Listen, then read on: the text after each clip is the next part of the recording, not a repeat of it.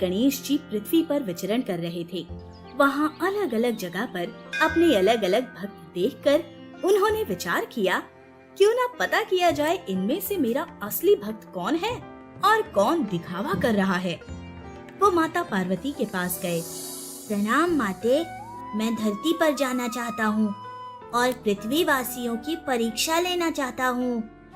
वो तो ठीक है पुत्र, मगर तुम भक्तों की परीक्षा लोगे कैसे? अब भक्तों की परीक्षा लेनी है तो कोई ना कोई विशेष उपाय तो करना ही होगा।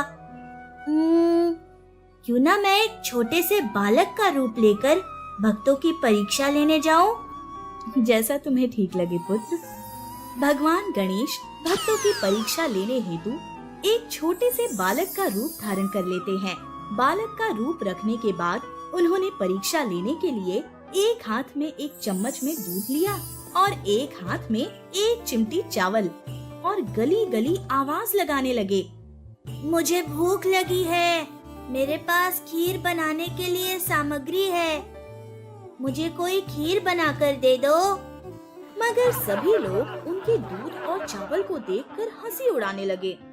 अरे इतने सारे दूध और चावल के लिए हमारे पास बड़ा बर्तन नहीं है, खीर नहीं बना पाएंगे। हमें क्या फुर्सत में समझा है जो मजाक करने चले आए? हाँ? अरे बहन, मुझे तो कोई नासमझ बालक लगता है जो इतने से सामग्री की खीर बनवाना चाहता है। हाँ, तुम सही कह रही हो। बालक, तुम अपने घर जाओ।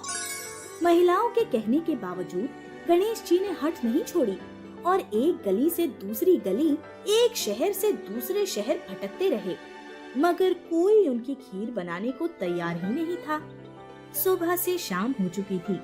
चलते चलते गणेश जी के पैर भी दर्द करने लगे।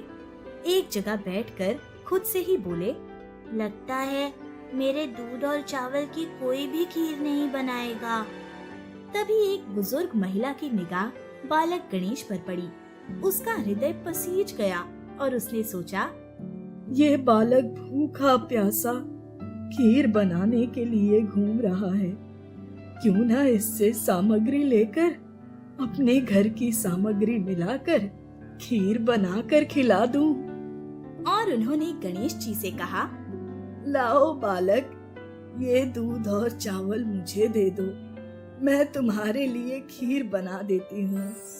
माता, ऐसे नहीं, आप ये सामग्री लेने के लिए अपने घर से कोई आ जाइए। बुजुर्ग महिला अपने घर के अंदर गई और एक कटोरी लेकर बाहर आई। लाओ बेटा, तुम्हारे दूध और चावल इसमें डाल दो। आप तो बहुत छोटा सा बर्तन लेकर आई। खीर बनाने के लिए 2 बड़े बर्तनों की आवश्यकता होती है। अपने घर का सबसे बड़ा बर्तन लेकर आइए। बेटा, तुम थोड़ा सा तो दूध और चावल लेकर आए हो, इतनी सी सामग्री के लिए बड़े बर्तन की क्या आवश्यकता? नहीं, आप तो बड़ा ही बर्तन लेकर आइए। ये बच्चे भी बड़े हठी होते हैं, एक बार जिस काम की सोच लेते हैं वो करके ही रहते हैं। अब बच्चा कह रहा है तो बड़ा बर्तन ले ही आती हूँ। बाल गणेश के कहने पर बुजुर्ग महिला अपने घर का सबसे बड़ा तपेला लेकर आ गई। गणेश जी अपने हाथ से चावल और दूध जैसे ही बर्तन में डालने लगे, वो बर्तन पूरी तरह भर गया, मगर हाथ के दूध और चावल खत्म नहीं हुए। बुजुर्ग महिला अपने घर के सारे बर्तन लेकर आ गई। सारे बर्तन दूध और चावल से भर गए। ये सब देखकर बुजुर्ग महिला को बड़ा आश्चर्य हुआ, मगर गणेश जी मंद मंद मुस्कुरा रहे थे। माई, जब तक आप खीर बनाओ, मैं स्नान करके आता हूँ। बेटा, इतने सारे दूध और चावल की खीर तो बहुत सारी बन जाएगी। इतनी सारी खीर का हम लोग क्या करेंगे? हाँ, वो तो है, खीर तो बहुत सारी बन जाएगी। आप ऐसा कीजिए, सारे गांव को अपने घर पर भोजन के लिए आमंत्रित कीजिए। भोजन में सभी खीर का प्रसाद ग्रहण कर लेंगे। ठीक है बेटा, जैसा तुम्हें उचित लगे। तुम स्नान करके आओ, तब तक मैं खीर बना लेती हूँ और सारे गांव को निमंत्रण भी दे देती हूँ। बुजुर्ग महिला ने बड़े ही चाव से सारे लोगों के लिए खीर बनाई। बहुत सारी खीर बनकर तैयार हो गई। खीर बनाने के बाद वो गांव में सभी लोगों को भोजन करने के लिए निमंत्रण देने गई। आज मेरे घर खीर प्रसादी बनी है, सभी लोग मेरे घर ही भोजन करना। ठीक है। बुजुर्ग महिला की बात सुनकर सभी लोग आपस में बातें करने लगे।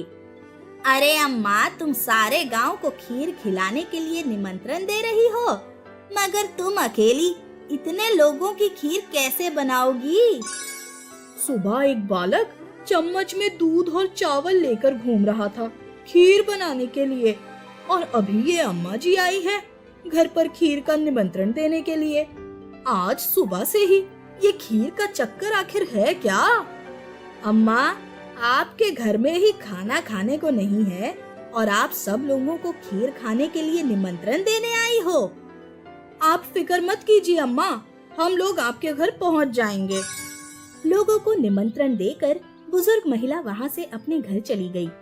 अरे, तुमने हाँ क्यों कर दी खीर खाने के लिए जाने के लिए? वहाँ जाकर कुछ भी नहीं मिलने वाला। वो तो मुझे भी पता है, मगर एक बार चलकर देखने में कोई हर्ज है क्या? उनका मान भी रह जाएगा और हमें पता तो चले उन्होंने खीर बनाई है या नहीं। सभी गांव के लोग धीरे धीरे बुजुर्ग महिला के घर के पास एकत्रित होने लगे। खीर की खुशबू पूरे वातावरण में फैली हुई थी। सभी लोग बोले, खीर तो बनी है, मगर देखते हैं कितने लोगों को मिल पाती है।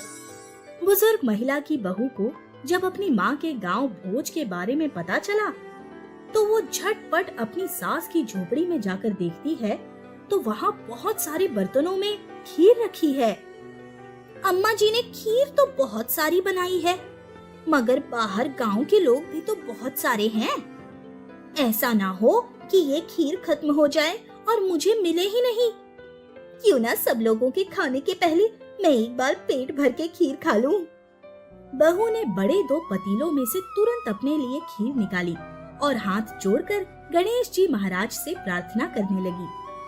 गणेश जी महाराज, वैसे तो पहले अतिथि लोगों को भोजन करवाना चाहिए, मगर इतनी स्वादिष्ट खीर देखकर मुझसे रहा नहीं जा रहा। आइए, आप और हम दोनों खीर का प्रसाद पाते हैं।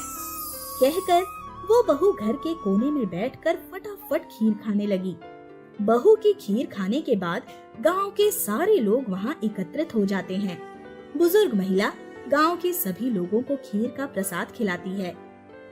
सभी लोगों को खीर बहुत अच्छी लगती है, मगर सब लोगों के खाने के बावजूद भी बहुत सारी खीर बच जाती है। तभी बुजुर्ग महिला को बालक गणेश नजर आते हैं।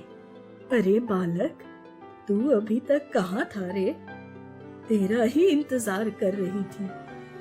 सभी लोगों ने खीर का प्रसाद पा लिया। चला, तुझे भी खीर खिलाती हूँ। नहीं माता, मैंने तो सबसे पहले की खीर खा ली। तुम्हारी बहू ने मेरा भोग लगाने के बाद ही खीर ग्रहण की थी। अब आप खीर का प्रसाद ग्रहण कीजिए। बुजुर्ग महिला ने भी मन भरकर खीर खाई, मगर उसके बावजूद भी बहुत सारी खीर बच गई थी। ये तो अभी भी ढेर सारी खीर है। अब मैं इस खीर का क्या करूं? आप ऐसा कीजिए, इस पूरी खीर को 4 भागों में विभाजित कर अपने घर के 4 कोनों में रख दीजिए। कहकर बाल गणेश वहाँ से अंतर ध्यान हो गए और उसी रात उस बुजुर्ग महिला को नींद में आकर गणेश जी ने दर्शन दिए। माता, आपने मेरे कहने पर जो खीर बनाई है, इसका प्रतिफल आपको जरूर मिलेगा। अगली सुबह जब बुजुर्ग महिला की नींद खुली तो वो हैरान रह गई। खीर के भरे हुए तपेले में खीर की जगह हीरे मोती भरे हुए थे। गणेश जी महाराज, आपका बहुत बहुत धन्यवाद। लगता है बच्चे के रूप में आप ही मुझे दर्शन देने आए थे। आपकी कृपा हम भक्तों पर सदैव यूं ही बनाए रखिएगा। जय श्री गणेश।